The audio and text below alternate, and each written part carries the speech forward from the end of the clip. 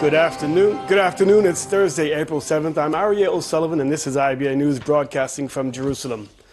The United States is secretly building a military base in central Israel that will be manned around the clock to help defend Israel's home front. IBA's Margaret Dudkevich reveals more in this report. Construction of the U.S. military base is reportedly already in the advanced stages. Security officials told the Walla news agency that the new site will assist in protecting against potential missile attacks. Its personnel will be prepared to respond in times of emergency to defend Israel's home front. The base's radar will be connected directly to a radar installation operated by the American Army in Dimona. Earlier this year, Israel and the United States concluded a joint biennial Juniper Cobra exercise aimed at testing ballistic missile defense capabilities, which the U.S. views as integral in keeping Israel safe in any future conflict. One of the issues that arose from the exercise was the time it took to deploy American missile defense systems in the area, in the event Israel comes under attack. Iran, Hezbollah and Hamas have hundreds of long and short-range rockets and missiles in their possession, capable of striking Israel, and have threatened to use them against the Jewish state. The trajectories have a distance capability from 15 kilometers to up to 700 kilometers. Margaret Dudkevich, IBA News. Israeli government institutions and the security establishment were bracing for the annual Op Israel cyber attack by the online anonymous hacker group who vowed to attack the Jewish state today. The group released a scary-looking video with dramatic music and effects calling for a so-called electronic holocaust. It promised to take down bank sites, government servers, and security networks, as well as retrieve classified information. Last year, the group has been targeting Israel's sites annually. On April 7th, managed to temporarily shut down the official Knesset website and those of the court system. In the past, the group targeted websites belonging to the Yad Vashem Holocaust Memorial, the Prime Minister's office, and the Army's official website. Cyber experts recommend that people regularly change their passwords, ensuring that they include capital and lowercase letters, as well as numbers, and also warn the public to be especially vigilant and refrain from opening suspicious emails or text messages on their cellular devices. Joining me now in the studio to discuss the anonymous cyber attack is Dr. Tao Pavel, an expert on cyber warfare in the Middle East and the Islamic world. He's also the director and founder of the Middle Eastern Net website, which documents and discusses alleged hacking attacks throughout the region. Tao, thanks for joining us. Good afternoon. So who is this anonymous? Well, as far as I see it, it's not an organization because you can find a lot of subject and a lot of pro and anti-Israeli, and we saw the role of Anonymous during the Facebook revolution and the crisis in Syria. So this kind of entity, which called Anonymous, it's not only against Israel, and as well as we saw in the past 4 years, Op Israel, are lots of different ops all over the world and during all over the year. So now we are facing what is called Op Israel, the April the 7th for the 4th year, which the intent of it is to create what as you said, what like a digital holocaust against Israel, in order to retaliate to what Israel do to the Palestinian, according to what he said. But the difference between what I said, the declaration, and the facts are huge. And so tell us about that. Yeah. It's supposed to be taking place as we speak. Have you noticed, you hear any reports about any effect that they've had already? Well, according to what we can see under the hashtag Op Israel or Op Israel 2016, there is almost nothing. During the past years, we saw several incidents of the facing website, leaking of information, private information, students from Ben-Gurion University in the Negev, and credit cards, the facing website, and so on and so on and so forth. But in this event, April the 7th this year, we almost saw nothing. Yesterday, there was a report about around 100 credit cards of Israeli. I saw this report. all of those cards, credit cards, the names look like private names, although the last name, the family name looks also like a private name. So it's looked like someone did the manipulation over the data. And we saw those things in the past. Will we face a defacement of a website? Yeah, no doubt. But all over the year, we are facing defacement of websites, of Israeli websites. What's the significance of April 7th? It's the fourth year in a row. Why April 7th? Yeah, because April the 7th, 2013 was very close to Holocaust Remembrance Day. So it was kind of revenge, of anonymous revenge to Israel. What sort of steps are being taken to counter this?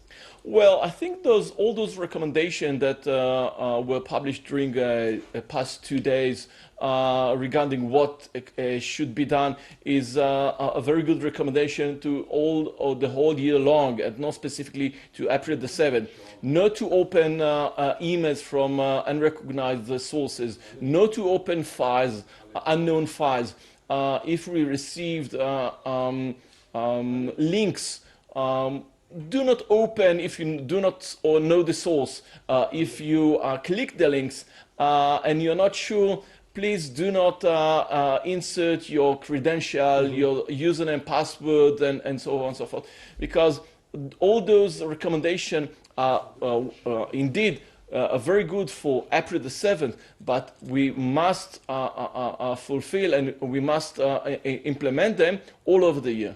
In general, how would you say Israel's cybersecurity is compared to the rest of the world? Well, a few years ago, one of the general in the IDF said that Israel is one of the 6 superpower regarding the cyber capabilities in cyberspace. So I think he knows what he said. Dr. Tao Pavel, an expert in cybersecurity. Thanks so much for joining IBA News today. Palestinian President Mahmoud Abbas will meet with French President Francois Hollande in Paris next week to discuss the French peace initiative aimed at jumpstarting peace talks between Israel and the Palestinians. Abbas's visit was confirmed by his spokesman, Nabil Abu Ardena, who described the meeting between the two leaders as important. Also next week, the Palestinian president will travel to Moscow to meet with Russian President Vladimir Putin, as well as German Chancellor Angela Merkel, before heading to New York to attend a meeting of the United Nations. Earlier this year, France announced its intentions to hold a peace summit this summer and threatened if attempts to reignite negotiations fail, Paris will formally recognize a Palestinian state. While the Palestinians welcomed the initiative, Israel blasted it, saying it provides Abbas with an excuse not to enter direct negotiations.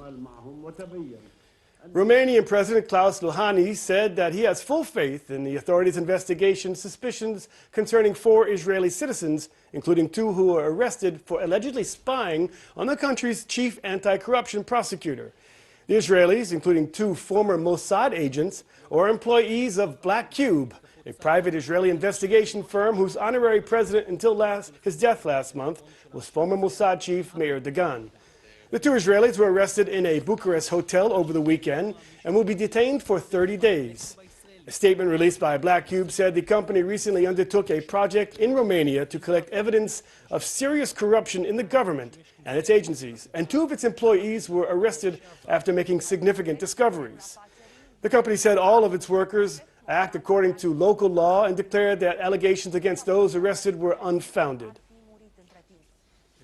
Their operation started from March, and they were caught a couple of days ago. They tried to find some corruption ties to the chief prosecutor, and the action was meant to discredit the chief of the anti-corruption department.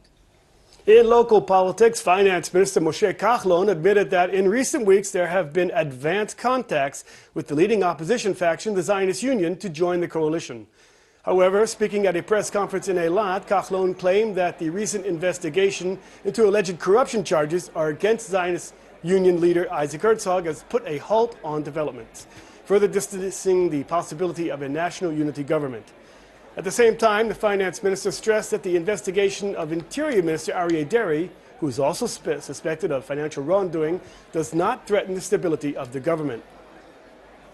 It's Thursday, and joining us now in the studio to shed some light on the top news stories of the week is Amos Asael, a senior columnist for the Jerusalem Post and the Dow Jones Market Watch. Amos, thanks for joining us.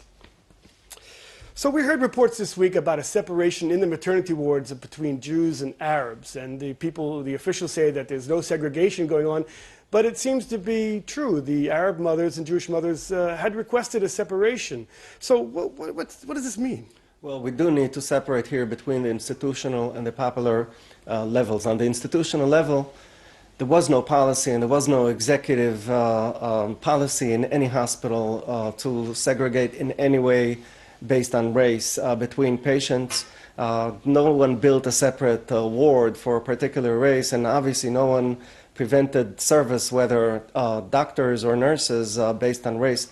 This is not alleged by anyone, fortunately. Unfortunately, on the popular level, we have seen here that in quite a few hospitals there were demands from below, from the patients, to in the maternity wards to position them bed next to bed with people of their own race, both Jewish women and Arab women.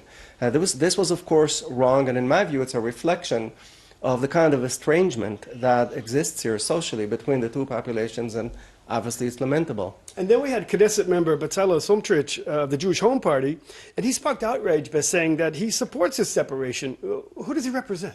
Well, he obviously represents a very racist portion of Israeli society that no one denies its existence. However, it should be noted that the size of this particular following that he's trying to impress is so narrow that he and his colleagues, election after election, avoid running independently because they know that if they run independently, they will hardly, if at all, enter the Knesset, and instead their method is to be included in someone else's ticket, in his case right now, in Naftali Bennett's Jewish Home Party. It should be noted that Naftali Bennett himself, and indeed the rest of his faction, have distanced themselves from Smotrich's pronouncements. Well, let's turn to the regional developments. And the peace talks in Syria are supposed to begin next Monday in Geneva, the resumption of peace talks. Yet we've seen Assad's forces, backed by the Russians, continuing their assault against Islamic State and now moving on to Aleppo. So what does all this mean? It means, first of all, that the ceasefire, the first one in this 5-year-old civil war that was launched 5 weeks ago, is over. It was actually already increasingly and sporadically violated throughout the country, and now it is clearly over. And we understand now clearly what Assad's strategy is, and it's very shrewd. His strategy is this: he has consolidated his western rear. His grip along the coast is firm, no one is threatening him there. And then east of there, in the spine, along the spine that sprawls from Damascus through Homs to Aleppo, he feels that his grip, while not quite as firm as it is west of there, is nevertheless already much firmer than it previously was, and the pressure that he's been facing there has been eased, and he's now turning his attention to ISIS, knowing two things. First of all, he has there a great territorial swath to recover, but more importantly, from his viewpoint, ISIS, he hopes, holds the key to his renewed legitimacy in the West. If he manages to establish himself as a key player in ISIS's defeat, which everyone expects to come in upcoming years, then he hopes to emerge as legitimized as his father emerged back in 1991 from his own wise decision to join the American-led attack on Saddam Hussein's Iraq. At the same time, today in Egypt, the Saudi Arabian king is visiting, and President Sisi is hosting him there. What is this all about? I think that, first of all, this is about the great Sunni axis between Egypt, which has the size, and Saudi Arabia, which has the money. You have the great Sunni axis that holds the key to many things throughout the Middle East.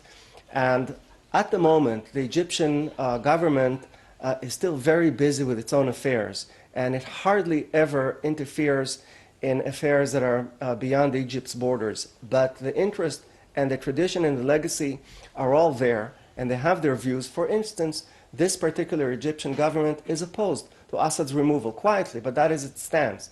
Not out of love for him, but simply out of fear of what would replace him. And I would say that this meeting between the Saudis and the Egyptians, besides the fact that the Saudis have been feeding this Egyptian government very generously, financially, It is also about, in the longer term, producing the solution that will create the post-war Syria. Well, let's turn to domestic issues. And the Public Security Minister, Gilad Erdan, he just warned today that the government could fall over the budget.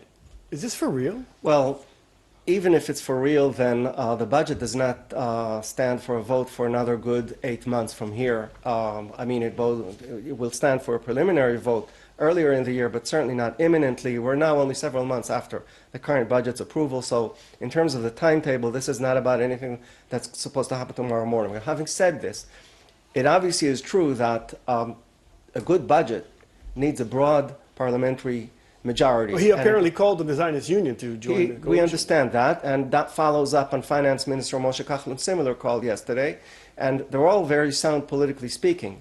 The current budget was passed by only a 2-vote majority, and that's not good financially speaking. But in terms of the political configuration, I'm not sure this is really Erdogan's interest, because if you expand the government, mid-level ministers like him may end up being the ones that will have to give up their portfolios for members of the new parties that join the coalition. Very interesting. Amot Sassel, always a pleasure to hear your insight. Thanks a lot. Thank you, Arya. More information was revealed today regarding the Hamas tunnel building industry. The terror group apparently shells out hundreds of thousands of dollars in payment to the tunnel's diggers. Hamas currently employs over 1,000 people to take part in the effort, each of whom receives between $300 and $400 a month. It's also investing large sums of money to smuggle building materials and digging equipment and machines. The terror group's elite unit is continuously training and exercising various scenarios inside the tunnels that are being dug along the southern border with Israel in preparation for a future attack on Israel. In recent months, nearly a dozen Hamas operatives have been killed when the tunnels they were working in collapsed. A senior Israeli source noted that with the amount of funds Hamas invests in its tunnel infrastructure, entire neighborhoods could have been built inside the Gaza Strip.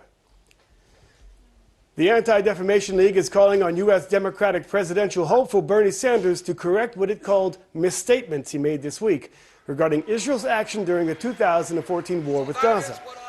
In an interview with the New York Daily News, Sanders said that many international observers would say the Israeli attack on Gaza were indiscriminate, and that while admitting he wasn't sure about the exact figures, some 10,000 innocent Gazan civilians were killed by Israel during Operation Protective Edge. The ADL stressed the number of fatalities cited by Sanders was more than 5 times higher than even the highest toll claimed by the Palestinian sources. Here at home, the Foreign Ministry declined to comment on the matter. A spokesman said Jerusalem prefers to refrain from commenting on anything that's being said on the campaign trail of the American presidential race in order to maintain its neutral position. The idea of owning an authentic piece of art is often beyond many people, but there's going to be a unique treasure hunt in South Tel Aviv this Friday, where some 100 pieces of original Israeli art will be given away for free. Here's more in this report. On the south side of Tel Aviv is the trendy Florentine neighborhood. Its little streets are filled with a collection of art galleries and workshops. And this Friday, it's going to be the site of a treasure hunt. 40 Israeli artists have donated 100 pieces of original art. Each piece has a number, which has been put on a magnet, and these magnets will be hidden in the streets of Florentine. 99% of all art is purchased by 1% of the society. And you can kind of guess what part of that 1% we're talking about. That's really what this project is about, is making art accessible to everybody, changing that whole concept that original art pieces can also be yours.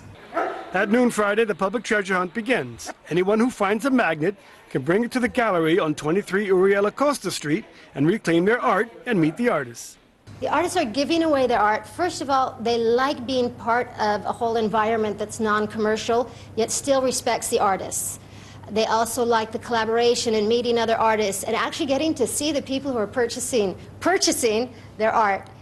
It's a whole community sort of concept. We have a lot of street artists that are showing here as well.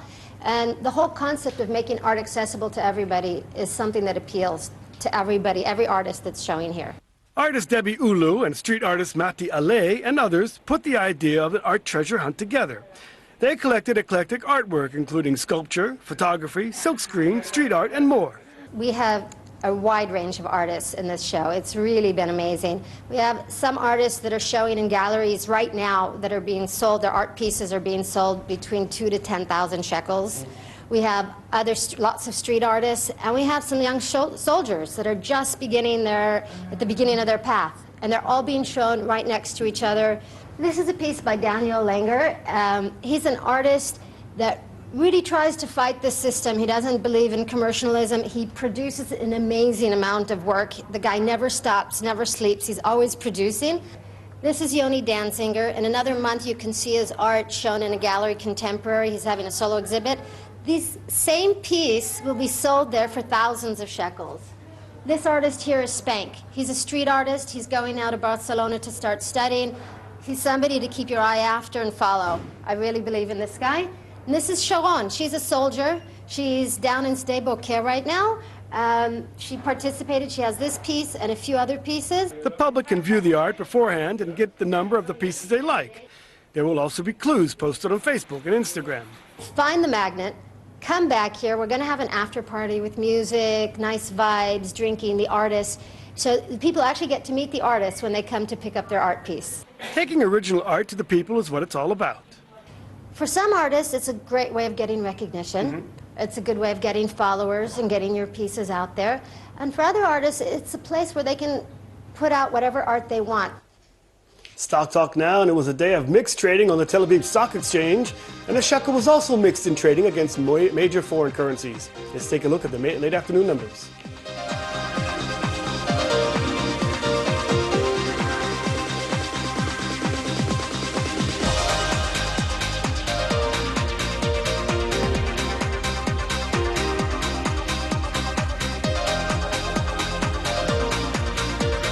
Turning to the weather, and the forecast for this weekend calls for partly cloudy skies and even warmer temperatures. Here are the expected highs and lows at home and abroad for the next 24 hours.